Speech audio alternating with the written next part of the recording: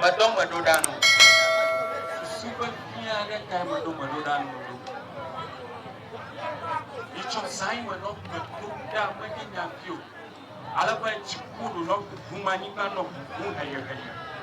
Manok Ramala by Chapuchi Katan of the Kum, Jimpon of Huma, the mouth that do Pifiam. Alaba by a kind of fact of Bafat credentials like a black. Alaba Susumata Mayodo. But Gaya Mount the Fiam, the Gamau the Fiama, and the Bakunia Joe. Susumata Makodo. Father. Nento hade matiti mavadlonya denu. Kakani manya like mo gacha kwife wala bona twada. Kakene kwife. Ka fada madam. To amasa gbamu. Akpa o maga chijo. Enya na be abakọ mali. Nyanya mali ehia nya ko ho la fufu.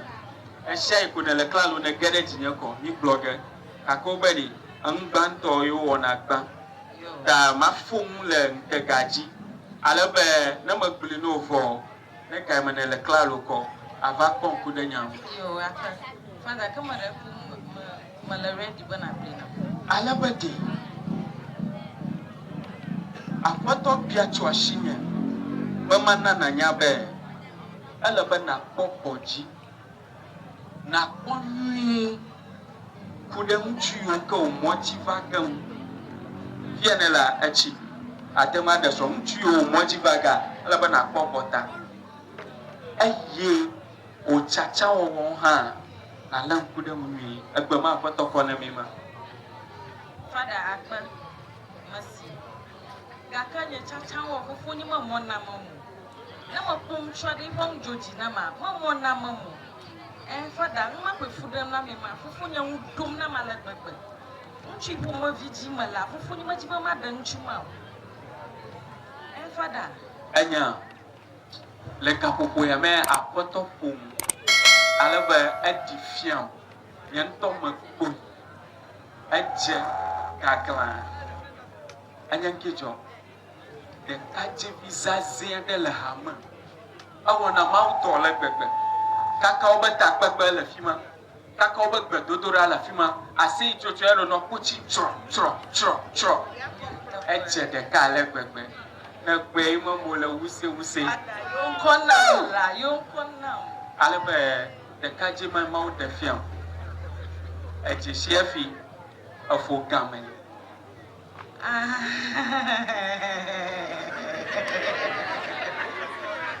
Father ka mi majiba na wenye ba uhanu gbado na kudenchi asia mabado graka fufunya ko famala fufunya ufu anka oge kama fufunya mashida garaji oro kaka magbeni po banka malia mache de kalo akamala shu sika mawo mo manyemya po mo asenye yo Yo, kama bia molo. Na yana do pedalo. Kristo toro do pedalo. Kodo ki o ne pesto da tradi. Wana foko ra kasukata labra. Rete dato salan telebre. Ali kato salabra yande. Maune ya.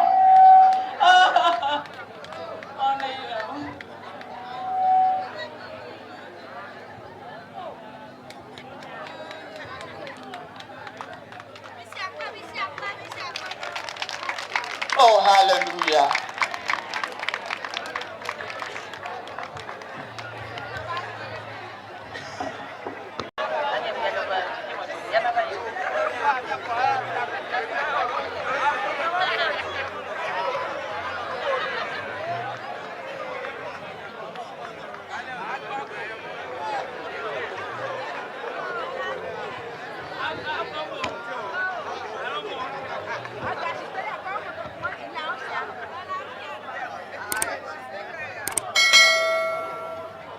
Papa. Oh, aku kucing malah ni nai. Oh, every man mo changlam. Oh, la mega wo ne mola jinya gaganda domala tikane imaji kaka tikane ha achu bedura ba oh kaka mi ga chanya pa ha woto nyaba na bura ngwa maji na o kaka ayi toko ayi ashima ayi zeva adi oh papa magana mo la machila eti kakela sia aba gbedura pa ijo mo ba to gbeda ka agbegbe na ta ya mo do na gbeda ta ko sia abiye de ka o ba na kaka nyare pa papa ina kai pada bobi blonya de na aba de sia de ba de sia a gbege me to de sia nyare ma so agobiye ka do hoji duro wa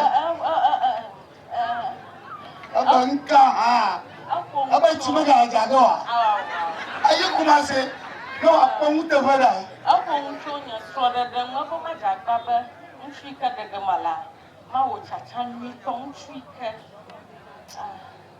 ma wo na yira unsu ya lo ye to ma pe chu kaka wo de fi maka ba amina dia ala ba ma wo do re mu ma po ma chu ji va yigba ma pe ba fogun wa dabere won gba teme yin avio na fogun mo mu sene na manya oh ma wo na yire yare church ko awon kaka apo wo de church ko ma papa nya mo bo anya ipo da glopere nya ba nchi kama wunam sonya nya loloto ma we anola nya ma priba ma u ga de na umutu ike wa nye mutu atutu anye mutu o na de wa akwa gba ire to ko ati adunwa ayo la fi ayo oh amekwa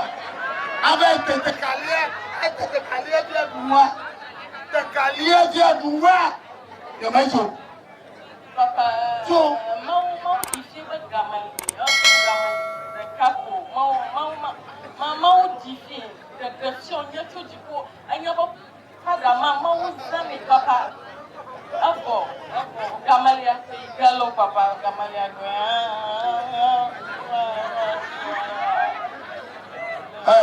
da ba je ma la enwe wo ma ha gamalia ma la boda kada kabuwa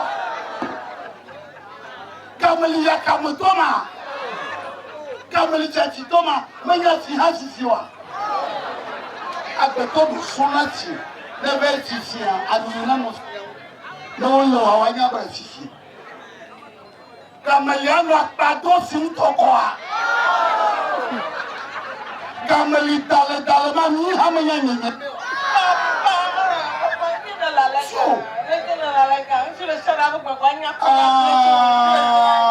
masenya goma ni to fada ni ododo de ta e brag de taye be fada ne ba gbo na mo gamalia de allo banyama papa manyemo papa ni ya chashi o pa to to wasan ashika ga nguvia ko ha kuto asu parasitamo na ngumuni ya vendi evento abetie no ma gamali dale homa manya chihale ale oh pina papa male is normal ba fu betona asidoni laga bonya dia normal ezenambi Vas-y. Le clair, où tu as le premier dogo. Ma cafre, de cafre, ton aîné. On ne t'a pas ma manie. A fini sous les chaînes en dehors. Anya, petit, dans tes cabellis.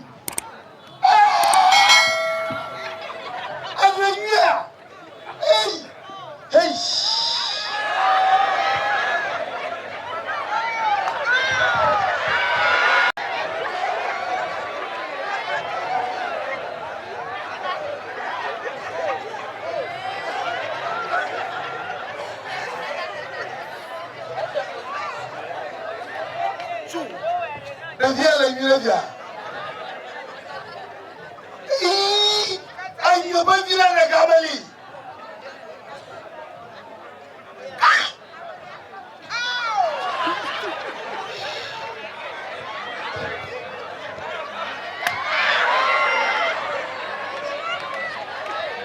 ayo pastor to baba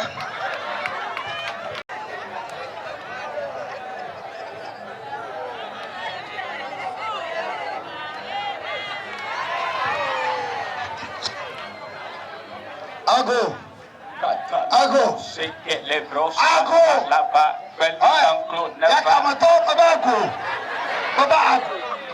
Baba ago chukaka bujiba do fia. Ago. Pelican cloth never. Babago. Never. Babago. Babago. Amegbedo da nama ugbedo da ngboy. Manyomino. Yakama balanyiro. Balanyiro. Ai. Na imade yan. Mano anyi. Mano anyi. Awusa ba sende zuwa. Papa kina. Awusa ba sende. Mano anyi vo, mala mau banku. Aba kabli, ala mau ba kuma. Ota wa ba buto kwesi die betona. Nuke no floya. Mama ganong kumula, ngona la. Nga omala, mama omala, mama. Mama gakashinya masamina chiwa. Yakamadoya. Amaga ton afma. Anyaba mau banku mela. Ayo, mau banku. Ajaba na de bubu maunchi pe fofo bakle tutu. Anyaba mawa, manya mau fo ngonyo. Manyama juma grobo mi oma wale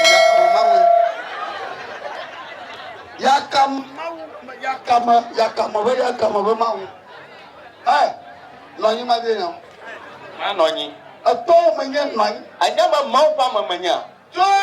Oba mi kaka singa mashamina ngo. Papa ya topelo.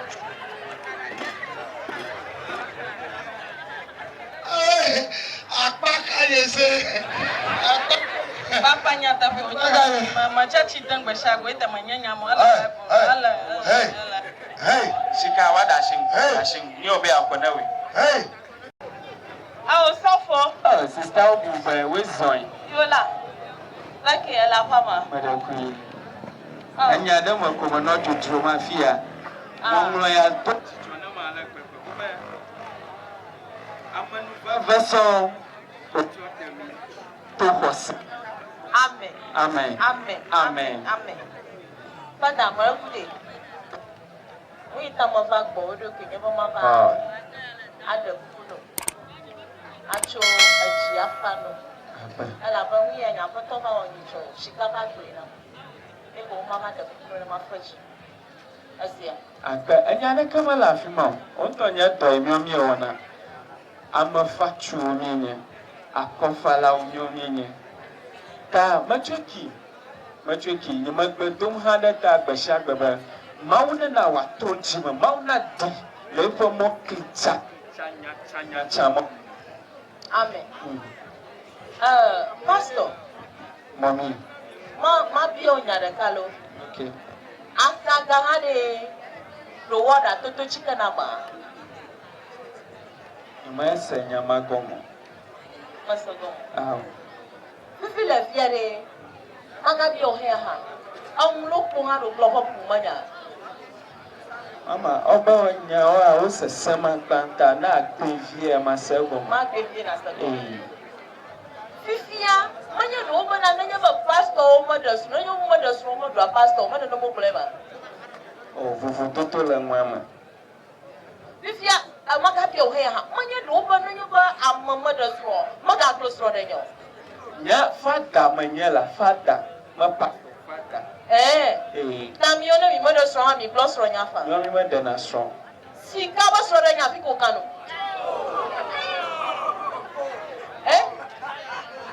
She covers Rodania. What the hell can now?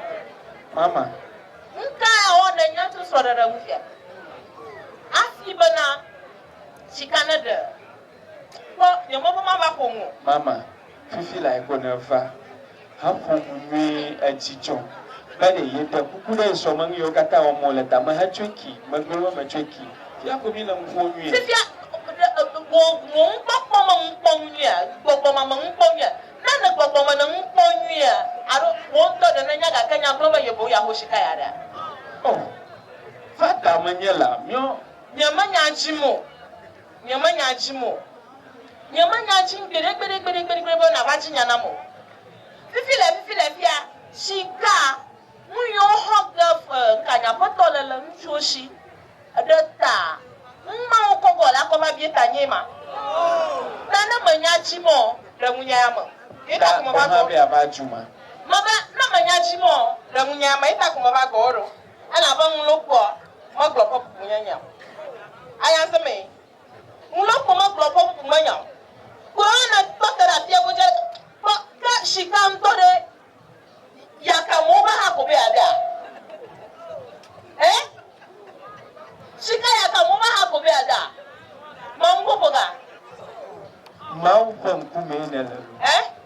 L'oncle kokabi ko mau rongo ko mau kume. Oba misubo mau kle fofo. Na pata masa mbo. Asa mbo. Osu mo mau ko fofo kle jojo nya. Yemi na la pata ma no mwesi simana. Ye ko bagam. Mama. Oh baby. Kamalia. Asina jijibe ava agba boko. Mama Kamalia, ayi gbonzi mo da nguru na koko. Kamalia, ayi gbonzi mo da nguru na koko. Kanyi aju na balala. Amanya chi. Makle no bo de ka ko no ba nya ko tua mama ba ko. Makpenwa. Mi glone ni jinya na mi glone. Mi jinya mi glone mala nyama mo. Mie blogger ni. Na vi loloto. Mi jiba mi adak panami.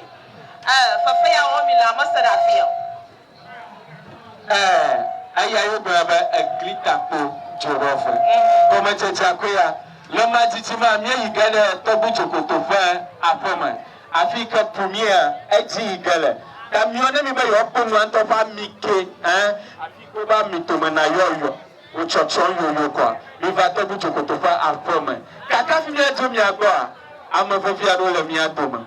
Alaba fa ya mi na nguga la fuma. Alaba time at the namita mi na nguga la fuma go mi mo pom na mi. Mama to sim na